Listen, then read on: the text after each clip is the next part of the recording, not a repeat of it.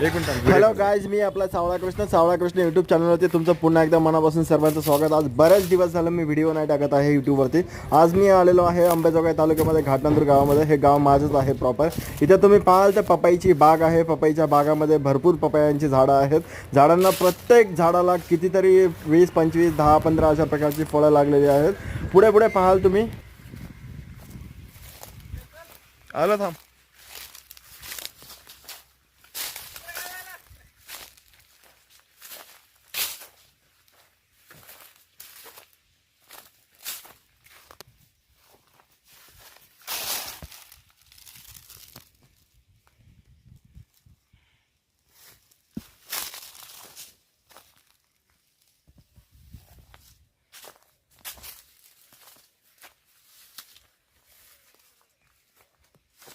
भाई एक घेऊ दे ना.